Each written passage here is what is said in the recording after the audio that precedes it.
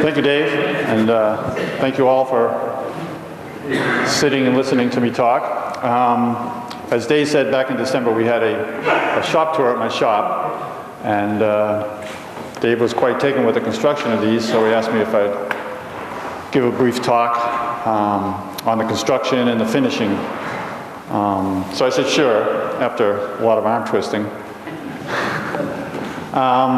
3 years ago, my wife and I moved to Jessup from Huntsville, Alabama. And we moved to our house in Jessup, and we have 2 guest bedrooms in our house now. And after we all moved in, the only thing in the guest bedrooms were a bed, a box spring and a mattress on a Hollywood frame, and a Home Depot box as a night table. So after a year or so of looking at that Home Depot box and it's starting to sag and settle, I thought that I'd make some night tables or bedside tables. So I went on the internet and did a search for designs for a bedside table, and as you can imagine, there are thousands of designs you could pick from. Some of them are really beautiful. There's exotic woods with inlays and things, but that's out of my reach. And some of them are kind of whimsical, you know, for a kid's bedroom or something. So eventually I found this design on fine woodworking, and I thought, well, that's something I can build. It's all straight lines and square and not many curves, which I'm not that good at curves yet. So I set about making some dimensions, and this is all I had to go on this picture here. And I went around, figured out what dimensions I wanted, how high I wanted, how wide, and so forth. And made some sketches, and then I was going to go price out some wood. I was going to make it out of cherry, because I have a fondness for cherry. And so I remembered I had built a crib for my grandson the year before out of cherry. And I thought I had some scrap pieces left in my shop, so I was looking through the pile of scrap, and I also was moving to find the cherry. I had to move a lot of old pieces of plywood, cut-offs and leftover pieces. And I thought to myself, you know, I've made some projects out of plywood. Maybe I'll just use what's in my shop and make it out of plywood. As to the cherry, I had exactly enough cherry to do this.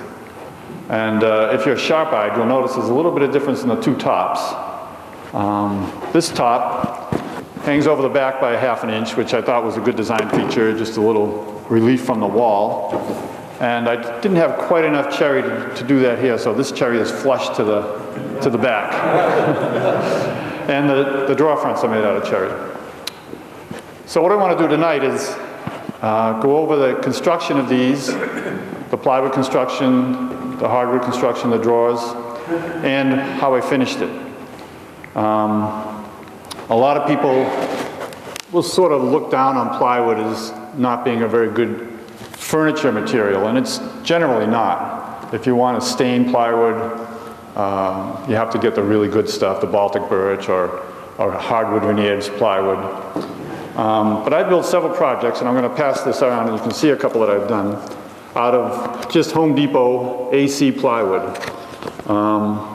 This is a picture of a king-size bed I made out of Home Depot plywood. It came out really nice. It's got 4 coats of paint on it, and it's as solid as a rock. And it's all constructed out of 3/4 or 1/2 inch plywood. And it's got the legs. I'll show you how I construct the legs. Here's another project I did out of construction grade plywood. It's a desk. The pedestal, the aprons, the legs are all made out of Home Depot plywood. The top is a sheet of oak veneered plywood, and it's got solid oak trim around to hide the plies. 3 drawers, all made out of plywood, dovetail joints. So, excuse me, let me get a little water here.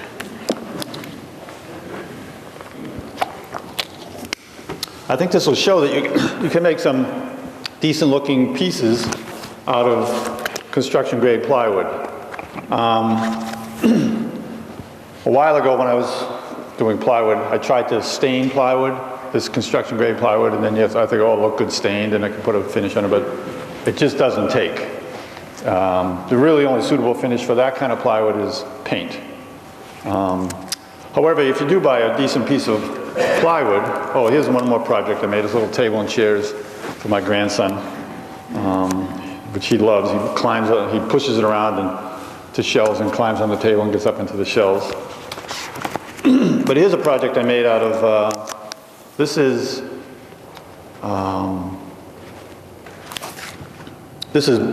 birch veneered plywood with an oil stain on it. And the trim items are made out of ash. It has a face front and 2 fixed shelves and 2 adjustable shelves. And then I made some fancy molding to go onto the top and bottom. And I'll pass these around so you can get a better look. This is a blanket chest. I'm sorry, I should be showing everybody. That was made out of cherry plywood, cherry veneered plywood. The case and the top are cherry veneered plywood. And I made the moldings and the edging for the top out of solid cherry and these OG feet. This is the first time I ever made OG feet, and they came out pretty good. And there's a close-up of the feet here. I'll pass this around if anybody wants to see it. The front feet are detailed like that, but the back feet, traditionally, the back is, you don't make OG in the back part, only on the side, and you cut it flush to the thing, to the back of the case. And I think lastly, I think that's it, of the pictures I brought. So let me start this going around if anybody wants to look at it. I'm going to have a lot of things to hand out, pass around. Excuse me. Sorry.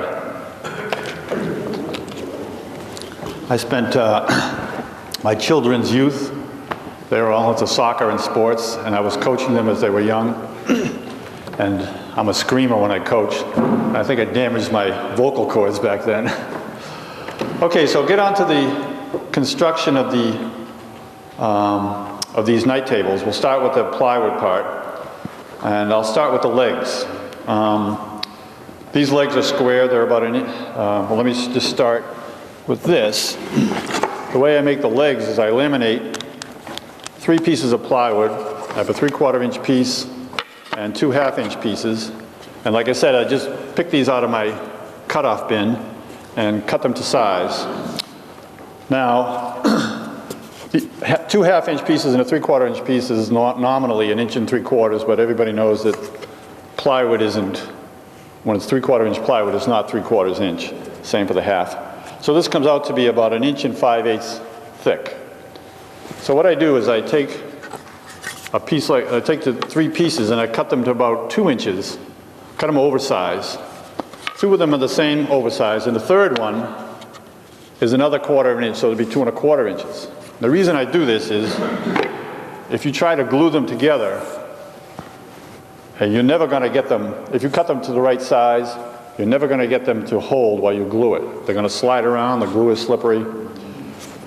And what I've found through trial and error is if you take them and glue them together and they're slightly oversized, and you make one that's extra oversized, this edge becomes your square, true edge to run it through the table saw. So you'll run this edge against your table saw fence and square up this surface. Then you'll flip it around. Now you have a square surface here, and you run this edge, and you set the thickness when you do your final cut to exactly that thickness, and it comes out perfectly square. So we start with these 3 pieces, and we end up, after a glue up, with this. Now you can see the glue weeps out. You've got extra glue squeezing out here, but this surface right here is free of glue, and it's perfectly flat.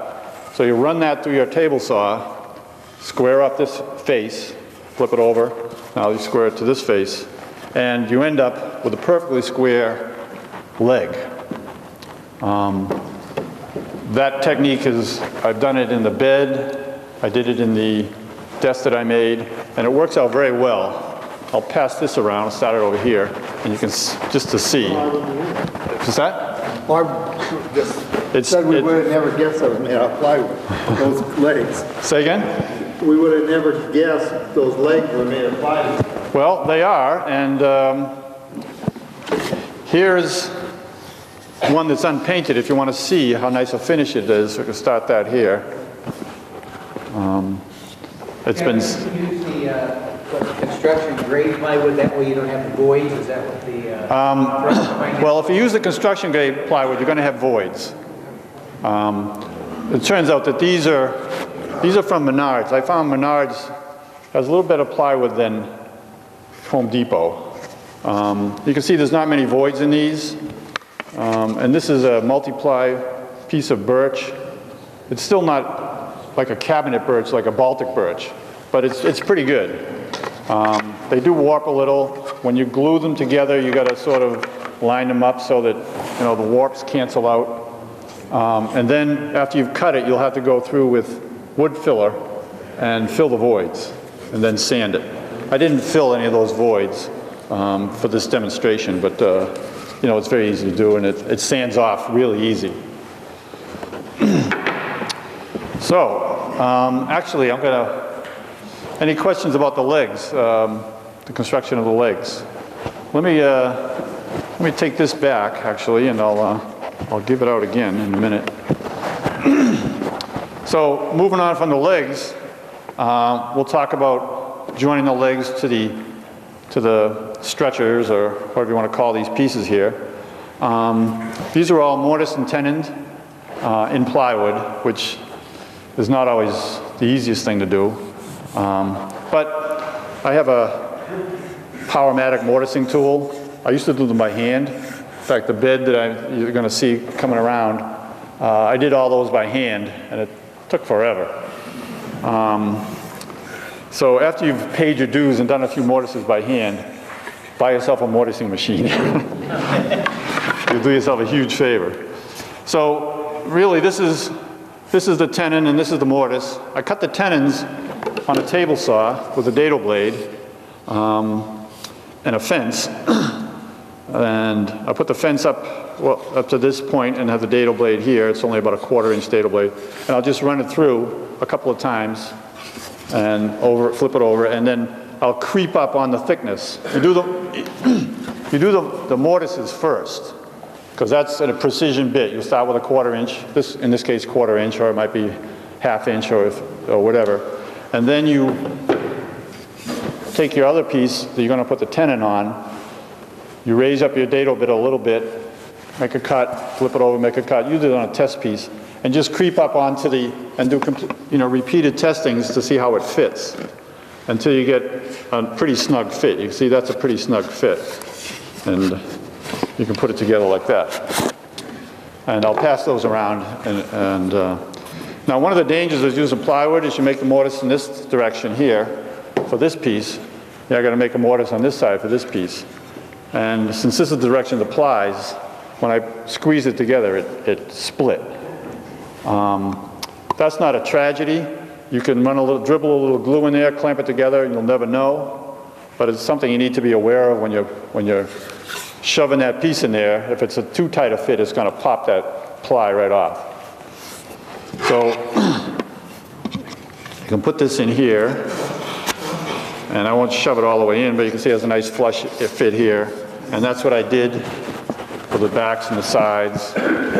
And the fronts, I didn't put a full piece. There's one piece here and one piece there.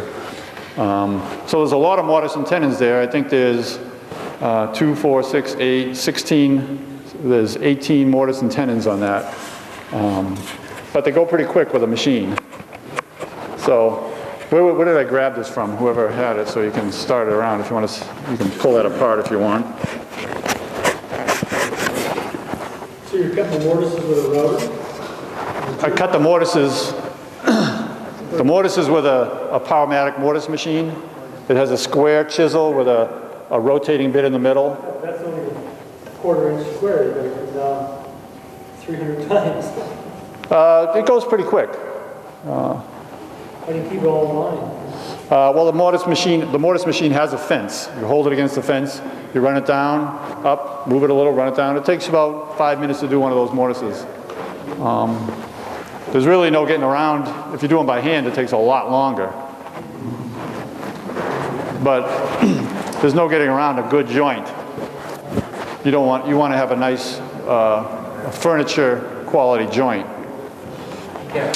Yes, sir. Use the Type Bond 3, or what glue do you like to work with? I use a Type Bond 2, only because that's what I've been using since before Type Bond 3 came out, so I just haven't used anything different. So that's the construction of the plywood case, and this is not fastened in, it's just placed in there. It's just a sheet of 1/2-inch plywood. So that's all the construction I did on the case. If there's any questions on that? You might explain to them why you would chamfer the bottom edge? Of this, why do you do it? Why you do it? I don't know why. When you're sliding it around, it doesn't pop the veneer off. Oh yes, that would be a very good reason. Yeah, I know it looks good, and I never really knew the reason. Do you know this is chamfer or just set the table saw? I just set the table saw, try a test piece, and then just zip, zip, zip. And I have a really nice table saw, and it cuts very nicely. So I'll talk about the construction of the top, because there's really nothing much to it. It's just a couple of sheets, a couple of pieces of cherry. There's 2 pieces glued together. I used a biscuit in the middle. It's not really necessary for this size of a piece. I do it for the practice more than anything. And then I route the edges with a profile. I think this is a OG bit.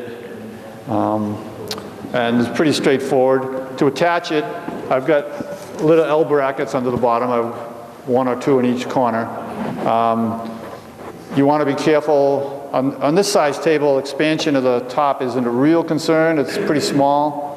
But I attach the brackets with screws, and I leave the screws just a little bit loose. I don't snug them down real tight, so they can move a little bit, and they won't.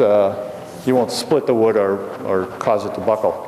As I said, for this size piece of wood, it's not a real concern. If you're making a tabletop, you can get a 1/4 or 3/8 of an inch movement over the seasons. So that was pretty simple to put the tops on. Now the drawers are, let me just talk about, I said I made all these out of stuff that was left over in my shop. So there's myriad different woods here. There's plywoods, 3 different, different kinds of plywood. There's a cherry top, the cherry front here. Inside, there are oak drawer guides, again from my scrap bin. And the sides of the drawers are made of ash, and the bottom is a piece of maple plywood. Now the construction of the drawers is pretty straightforward. I did through dovetails on the back corners and half-blind dovetails on the front. These are hand cut, with a chisel and a little dovetail saw. Anybody that, I imagine some of you have done dovetails, probably a lot of you have done dovetails. Some people use jigs, some people do them hand cut. The first time I did a dovetail, I didn't really know what I was doing, so I went online and I bought a video. It was by a guy named Frank Klaus. He's a famous woodworker, and the title of the video is called Dovetailing a Drawer.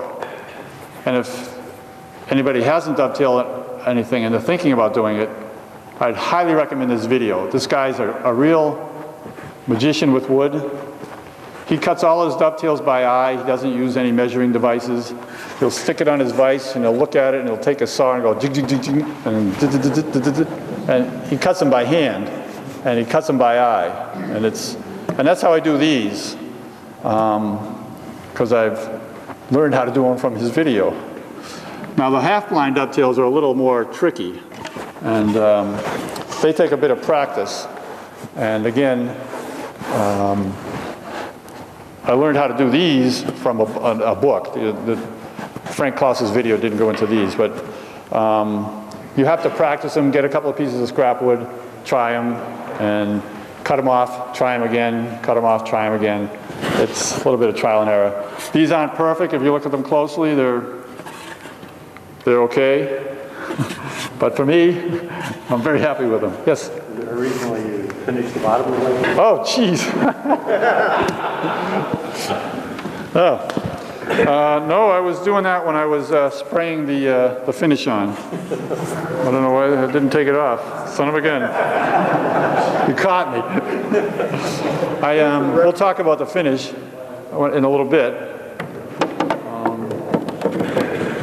Now, I didn't put any drawer guide, real, drawer hardware in here.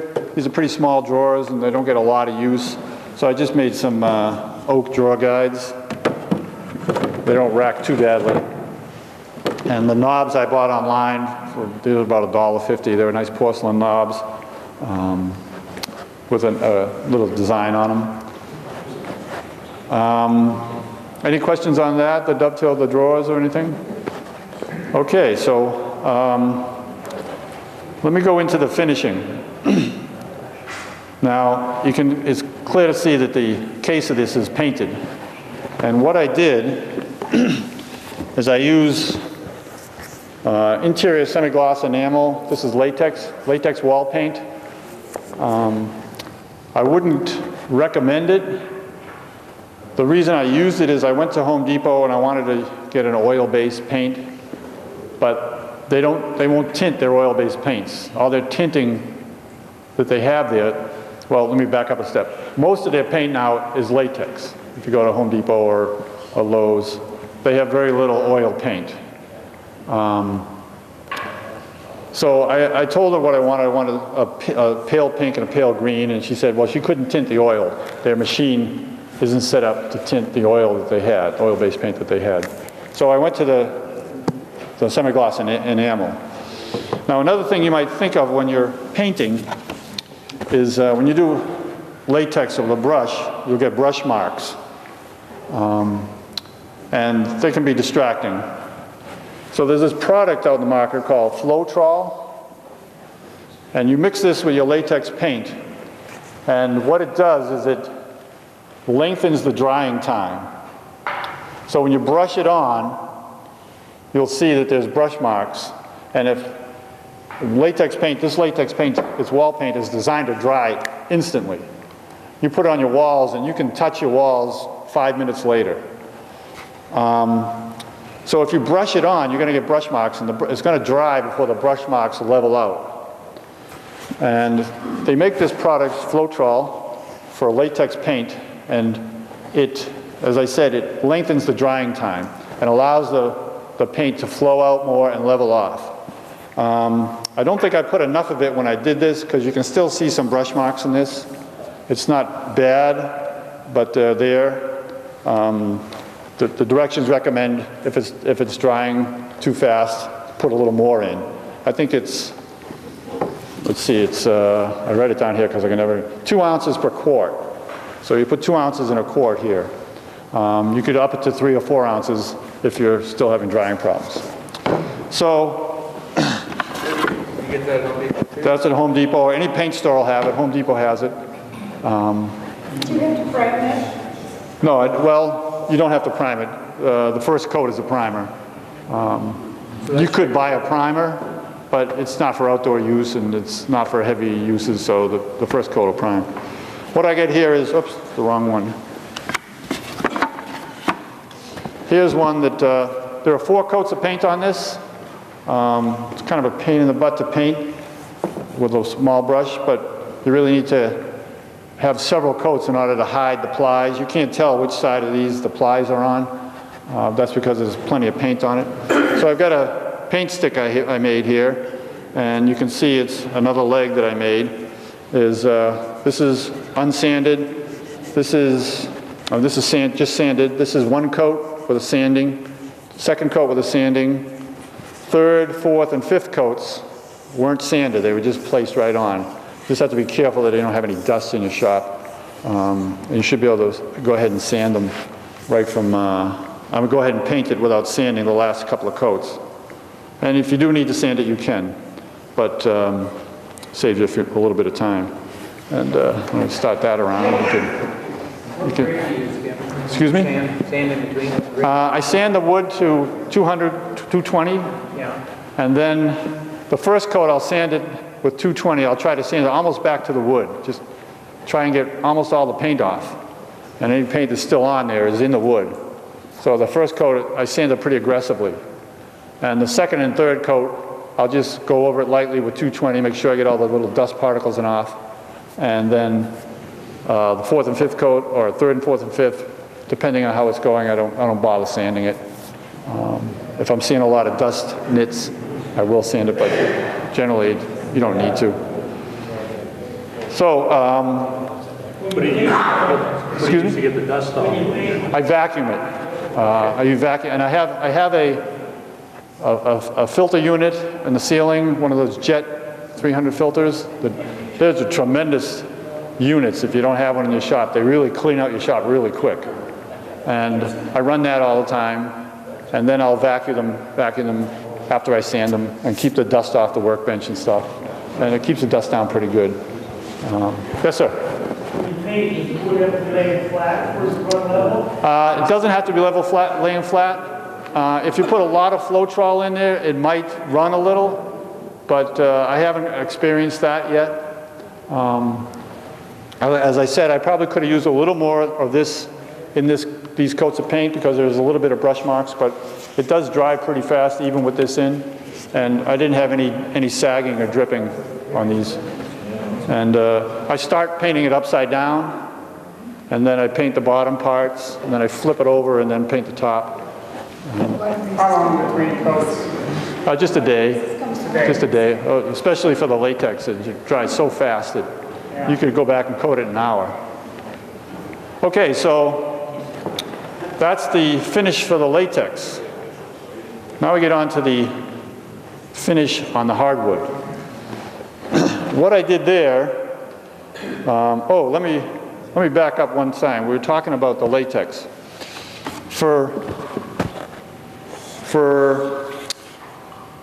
This is white. This is an oil base. What I use for an oil base, if I was going to use oil, is I use this Rust-Oleum. It gives you a nice hard enamel.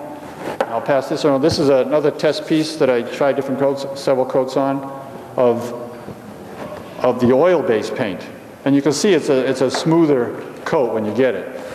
And just like you have Floetrol for latex, you have this product called Penetrol for oil-based paint. And it does the same thing.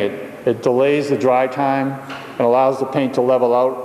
And it's really dramatic when you do it with the oil. You can see it. You'll brush it on, and then you look back 5 minutes later and it's all flowed out and it's nice and smooth.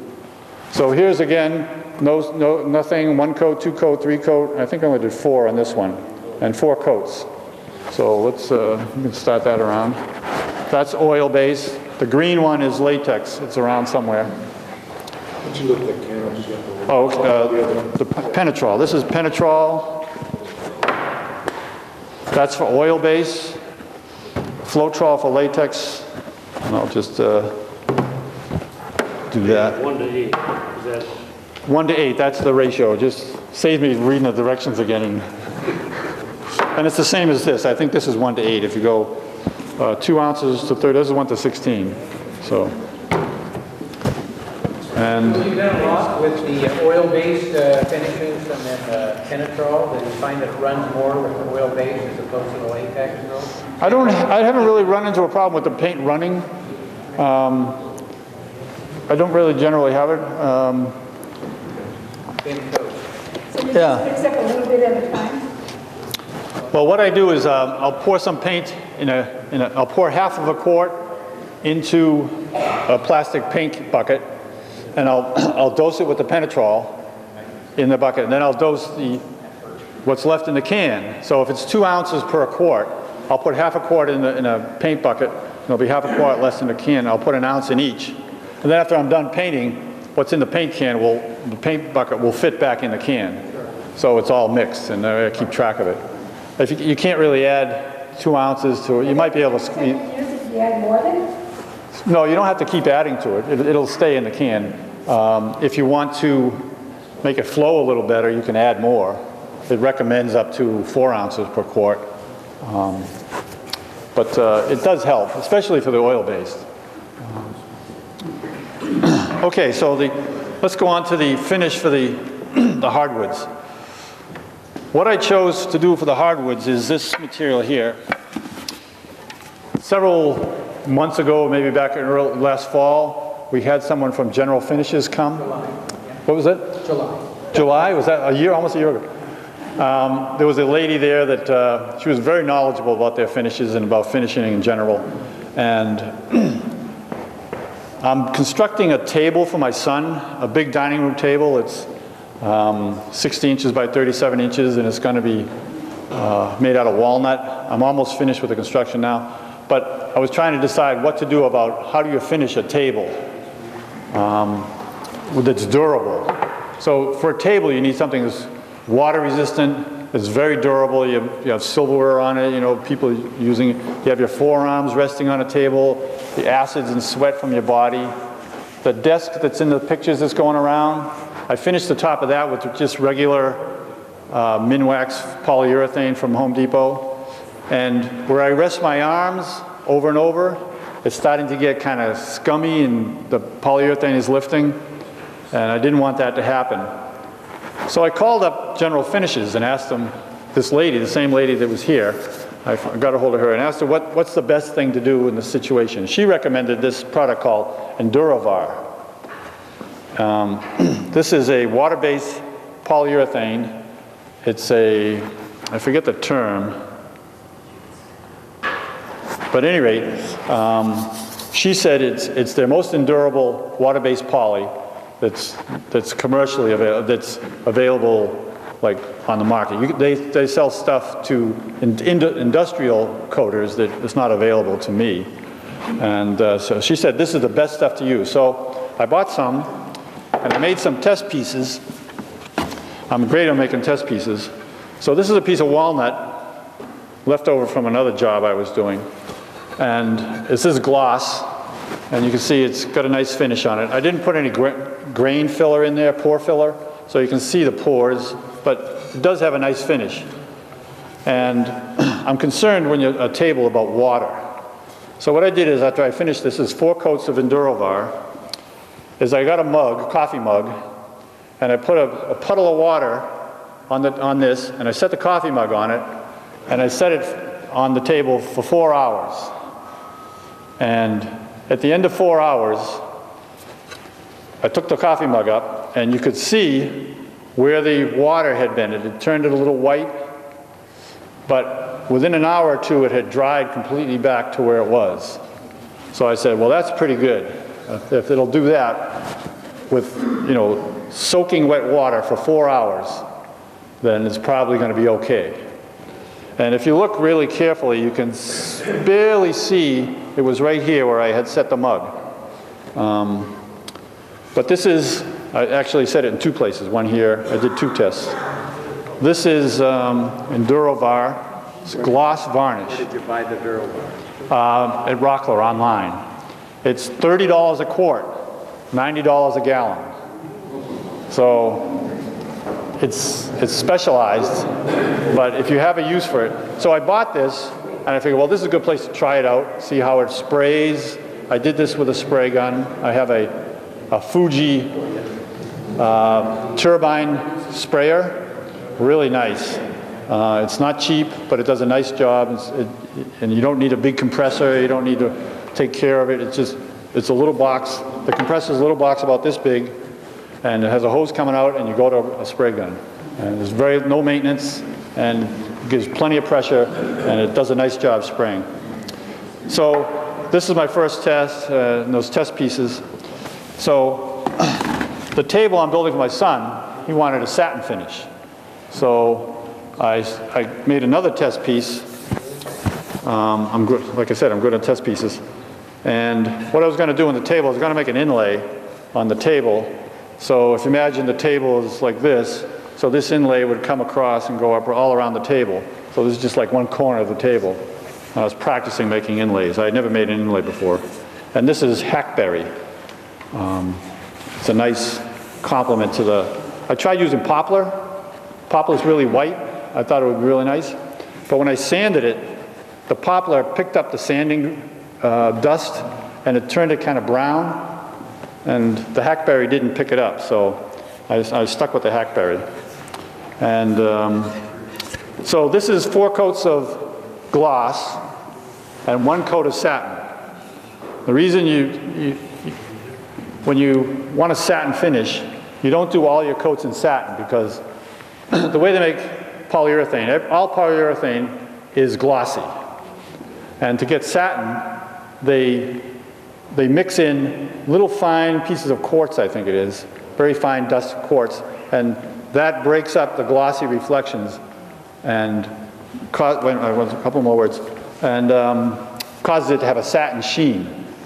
Now, the recommendation is to do all your undercoats in gloss and do your final coat in satin, because if you do 4 or 5 coats in satin, it'll really look cloudy. So when you want to have a satin finish in polyurethane, do your undercoats in gloss and then finish it off in satin, and it'll look pretty good. Now the last thing I did with this is to see how durable it was. I used this for about 2 months as a placemat on my table. So I ate all my meals off of this. So I set the plates on it, the silverware and the cups and stuff, you know, just everyday use to see how it would hold up. And if you look at it a little bit, you can see a couple of nicks, but in general, I think it held up pretty well. And you can pass it around and see how that works. Let me just say one quick thing. There's the poplar on the back side, actually. I forgot that it was there. You can see when you look at it, it's kind of darkened. The brown has gotten into the grains. Yes, sir. Would it have,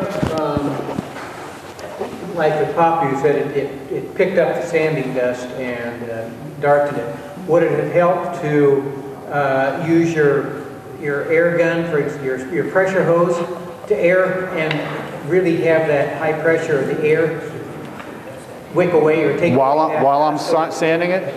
Yeah, so it didn't make it dark or anything? I didn't do that while I was sanding it, but I did try blowing that dust out there with my compressor, and it didn't come out. Still, okay.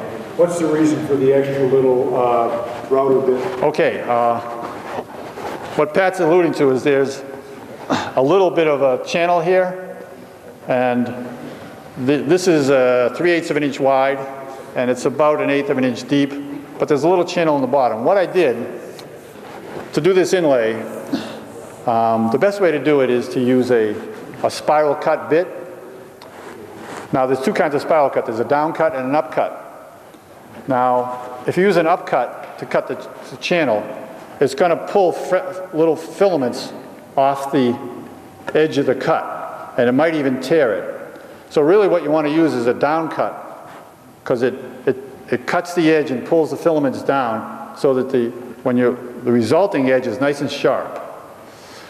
But the problem with a down cut is you got to get rid of the chips, because it forces the chips down into there, and it'll clog up as your router is coming down here. This is going to fill with chips, and it's going to cause your router to bind a little or maybe pop. So what I did is I took an 1/8 inch upcut bit, and I ran an 1/8 inch cut along the whole laminate, and that's what you'll see there. That's with an upcut bit. So now when I run the down cut spiral bit, 3/8 bit, it gets to the end, and the chips have a place to go. They have a way to exit through that little channel on the bottom, and you don't get the router doesn't bind in these corners or anything from the excess chips being jammed down there with a down cut spiral. The down cut spiral will give you the cleanest cut at the surface. And how did you cut your inlays then? Did you have a template then you used? I actually cut the piece of, how did I make these cuts? Yeah. Well, I measured 3 inches back from the edge, drew a pencil line, and traced it in pencil along the center of these cuts. And then I just watched my router. And I put a piece of wood here, and to butt the router up against the wood. So the wood is 6 inches back, because my router plate is 6 inches, so that gives me a 3-inch centered cut. So I have a straight edge along here, I clamp it there, make this cut, stop here. I'll take the straight edge, clamp it there, make that short cut, move the straight edge. It's a fair amount of moving the straight edge around. But it came out pretty good. And you can see the... Have you ever heard the word perfect? In what context? Okay, so, yes? How do you get your surfaces smooth before you start finishing them? Before I put the finish on? Big sander? Well, there's 2 ways you can do it. That was done by a sander, because that's a small piece. If you have a good sized piece, what you use is a smoothing plane. A smoothing plane, it's about this long, this wide, and it has about 1 3/4 plane chisel, a plane blade, and that will give you a really smooth surface, but it does give you a little bit of, you can see a little bit of edge where the edge of the chisel, edge of the blade goes, and that'll sand right off with some 220, and you'll have a perfectly smooth surface. So that's what I did here. I didn't do it on that, but I did it on these. I ran a smoothing plane over these and then sanded it, and it gives you a perfectly smooth surface before you start finishing. Some people actually put a little camphor on their smoothing plane, and then you don't even have to sand it, but I'm not good enough to sharpen the blade like that. So that's what I did for that's the finish I use for the tops and for the drawer fronts. And there's one more phase you have to go through. So you put the finish on, you sand lightly between coats, and then you get to your final coat. And anybody who's done polyurethane spraying knows it doesn't come out quite perfectly. So what I do, especially a flat surface like this, is I'll hand rub it. And the way you hand rub is, I'll show you what I use. I actually brought enough to do a demonstration, but it'll be too much time. The way I start with a hand rubber is I use these 2 products. First is called pumice stone. It's a powder. That's sort of a rough grit. Well, first I'll sand this to about 1,000 grit, 1,000 or 1,200. Pretty smooth. But it's still not, after you put your final coat on, go over it lightly with 1,000 grit. Here's a piece of, we call ultrafine sanding sponge. That's about 1,000 grit equivalent. Go over that, and that'll give you a sort of a dull sheen. Then you take the rotten stone, and what I have here is, I've done this several times, so I have this all set up to just do. I bought these sugar shakers, and I don't have any rubbish barrel around here, but let me,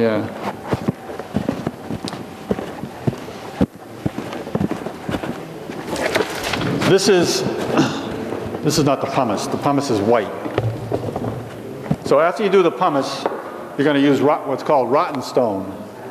And you can buy these at any decent paint store. It's pretty cheap. It's $1.50 for a box like this, and it lasts forever. So the first thing you do is you start with the pumice, and you get one of these little sugar shakers, and I'll show you. It comes out, and it's just it's like talcum powder almost. And I'll pass this around if you want to see it. So the first thing you do, hold on one second, is you start with this.